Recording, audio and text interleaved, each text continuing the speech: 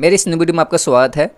और पिछला मैं पार्ट बाय पार्ट बताकर पता नहीं 4 से 5 वो बता चुका हूँ और ये उसका अगला पार्ट है। ठीक है, तो देखते हैं आज मैथ क्या क्या आता है क्या क्या नहीं आता है। और अगर अब मैं तो स्टार्ट करता हूँ मैथ को बनाने के लिए, बट आप अगर अभी मेरे चैनल पे नए होंगे तो चैनल को सब्सक्राइब कर लीजिएगा। ठीक है, और बेल आइकन भी ओपन कीजिएगा ताकि जब भी मैं कोई न्यू वीडियो अपलोड करूँगा तो उसका नोटिफिकेशन आपके पास में क्या होगा तो पहुँच पाएगा। तो चलिए आज का पहला क्वेश्चन देखते हैं। तो आज का पहला क्वेश्चन ये है कि अपरिमेय संख्या नहीं है। देखो पूछा जा रहा है इसमें क्या कि कौन सा अपरिमेय संख्या नहीं है। क्या बात किया, नहीं है अपरिमेय संख्या। तो जब अच्छा बताओ, जब इसने पूछ दिया कि अपरिमेय संख्या नहीं है मतलब क्या है? नहीं मतलब क्या है? अपरिमेय संख्या नहीं मतलब क्या है? परिमेय संख्या है। अपरिमेय संख्या नहीं मतलब क्या होगा? परिमेय संख्या होगा। देखो एक √7 है, एक है √3/7, एक है √2/5 और एक क्वेश्चन है यहाँ पर लिख दें, एक क्वेश्चन है √75 और √48। इसको पूरा सोल्व किया जाए तो 75 को क्या कैसे किया जाएगा? ठीक है, तो 25 तिया कर दें। चलो 25 तिया कर देते हैं 75 और 48 को कर दें 16 तिया 48। चलो इसको और भी सॉल्व करते हैं ऐसे करके 25 का निकलेगा 5 ना। चलो ठीक है, और ये तो रह जाएगा अंदर में ही 3, 16 का निकलेगा 4 और ये तो रह जाएगा अंदर में ही 3। ये कट गया, ये कितना आया 5 बटा, ये कितना आया 5 बटा 4। चलो 5 बटा 4 आया। अब देखिए तो इसमें क्या क्वेश्चन था? इसमें क्वेश्चन था कि कौन परिमेय, मतलब अपरिमेय नहीं है। अपरिमेय नहीं है कहेगा तो मतलब कि आपको परिमेय पूछा जा रहा है। ठीक है, बोला जा रहा है कि कौन है जो अपरिमेय नहीं है, तो मतलब कि आपको परिमेय ही पूछा जा रहा है। तो परिमेय यानी ये हुआ। चलिए ठीक है, ये हो गया क्लियर। अगला देखते हैं। √5 मतलब √3 और √5 है। √3 √5 क्या है? तो एक पूर्णांक संख्या है, ठीक है, और एक अपरिमेय संख्या है, एक परिमेय संख्या है। इनमें से कोई नहीं। तो आपको पता ही होगा, मैं कितनी बार बता चुका हूँ। ठीक है, जो रूट से आसानी से निकल जाए, ठीक है, वो परिमेय होगा। जो ना निकल पाए वो क्या होगा? अपरिमेय होगा। तो ये 3 और 5 निकलेगा नहीं निकलेगा। ठीक है, देखिए मैं नॉर्मली आपको समझाने के लिए भी कुछ अलग अलग टॉपिक के हिसाब से भी मैं सबको आपको समझाने की कोशिश करूँगा। मेरे को अभी यहाँ पे आपको एग्जाम को क्लियर कराना है, तो ठीक है, तो मैं उस पर ज़्यादा ध्यान दूँगा। तो ये √3 है, √5 है, ये दोनों रूट से निकलने वाला है तो नहीं है। तो दोनों का दोनों क्या होगा? अपरिमेय में जाएगा। क्या जाएगा? अपरिमेय संख्या होगा। चलिए अगला क्वेश्चन देखते हैं। इसमें से क्वेश्चन है, क्वेश्चन नहीं बल्कि क्वेश्चन में बस ये दिया गया है ना कि प्रसार शांत होगा। किसका दशमलव प्रसार शांत होगा? अब इसमें सबको दे दिया गया 3-4 को, मतलब चारों ऑप्शन है ABCD में, और प्रत्येक में मतलब कि मैथ है। तो सबको मैं हल करना तो ज़रा सा मुश्किल है क्योंकि टाइम ज़्यादा लग जाएगा। इसमें से जो शांत है उसी को मैं दिखा देता हूँ, ठीक है, कि वो कैसे शांत है। ठीक है, तो इसमें D वाला आ रहा है शांत। चलिए मैं दिखाता हूँ। देखिए 3/160 इसमें लिखा गया है। ठीक है, आपको ध्यान में रहना चाहिए कि नीचे में 2 और 5 ही होना चाहिए। आपको पता है ना ये बात। चलिए इसे कटने लायक है, देखिए तो कटने लायक है। 3×5 = 15, 5 आएगा यहाँ पे। 3×5 = 15, तो यहाँ पे 1 बचा ना और 10 बचा। कटने लायक तो नहीं है। चलिए अब 160 को पहले क्या करो, ऐसे तोड़ लो। ऐसे ही तोड़ा जाता है हर एक में। जो भी आपको दशमलव प्रसार पूछेगा ना कि शांत है क्या शांत है, तो आपको ऐसे तोड़ना ही पड़ेगा। ठीक है, ये बात को आप ध्यान में रखना। तो तोड़ते हैं। तो देखो यहाँ पे क्या है, 2 से लगा रहे हैं तो यहाँ पे 80 हो जाएगा। 80 दूनी 160, फिर 2 से लगाएंगे तो 40 होगा, फिर 2 से लगाएं तो 20 होगा, फिर 2 से लगाएं तो 10 होगा। ठीक है, अब और होगा, 2 से लगा दो फिर से एक बार तो 5 होगा। अब तो नहीं होगा। अब 2 कितना बार आया? 1 2 3 4 5, और 5 कितना बार आया? 1 बार आया। ये क्या था? शांत बोल रहा था ना, दशमलव प्रसार शांत हो गया। हाँ ठीक ही आ रहा है।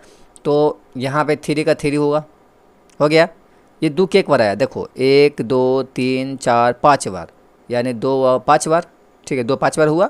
ये मल्टीपल, ये गुना का चिन्ह, या आप गुना किसी नहीं समझना, ठीक है, पॉइंट मत समझना। ये 5 कितना? 1 ही बार आया, तो 5 का आया 1 ही बार। तो देखो मैं क्या बोला था, नीचे में बेस में इसका 2 और 5 ही होना चाहिए। चूँकि 2 और 5 आ गया तो क्या होगा? दशमलव प्रसार इसका शांत होगा। क्लियर है। चलो अगला देखते हैं क्वेश्चन। √3 √12 जो √3 है और √12 है, ये कैसी संख्या है? परिमेय है, अपरिमेय है, अभाज्य है, क्या है? तो √3 है तो √3 छोड़ देते हैं और √12 कैसे लिख दें कि चरतियई 12, 3 का नहीं निकलेगा, 12 3 का नहीं निकलेगा, 4 का निकल जाएगा 2 और 3 का नहीं निकलेगा, कट जाएगा। ठीक है, ये कट गया ना। तो अब बताओ, ये बिल्कुल कट गया, रूट से तो बाहर आ गया कि अंदर में है? ये हो गया है 1/2। तो बताओ ये रूट के अंदर में है या रूट के बाहर? ये तो रूट के बाहर हो गया। तो अब बताओ, जब रूट के बाहर हो गया तो कैसी संख्या होगा? परिमेय संख्या होगा। ये कैसी संख्या हो गया? परिमेय संख्या। जब नहीं होता बाहर तो क्या होता? अपरिमेय होता। लेकिन बाहर हो गया तो क्या होगा? परिमेय संख्या होगा। चलिए अगला क्वेश्चन है 3 - √3। ये कैसी संख्या है? अपरिमेय संख्या है।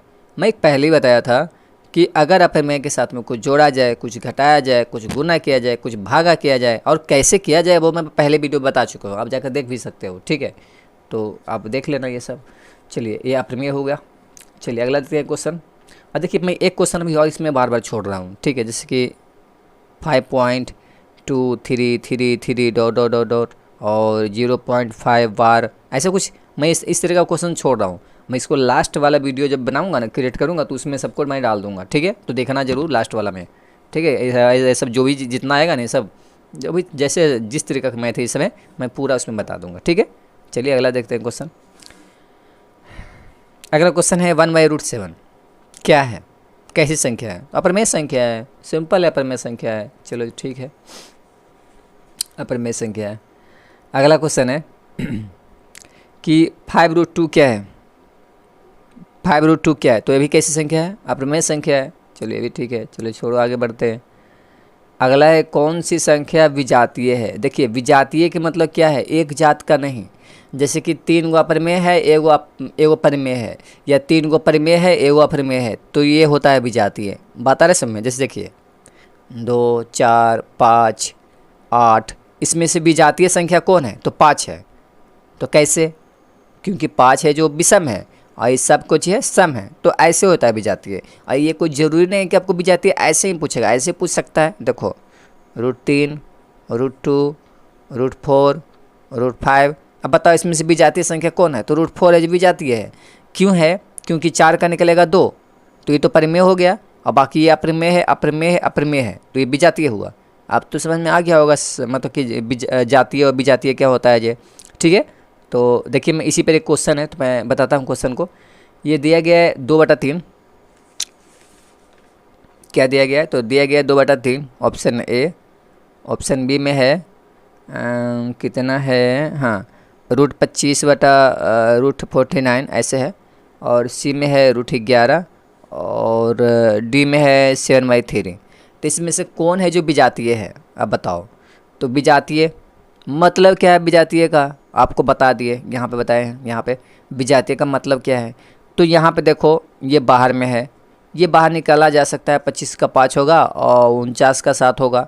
ये नहीं निकलेगा, ये बाहर ऑलरेडी निकला हुआ है। तो विजातीय इसमें क्यों? ये हुआ जो अलग हुआ, ये सब परिमेय परिमेय परिमेय हुआ, लेकिन ये क्या है? अपरिमेय है, यानी विजातीय हुआ। सिंपल है कि ये विजातीय हुआ। यानी देखते हैं आंसर देख रहे हैं हमें। ठीक है, ठीक है, रेडी है।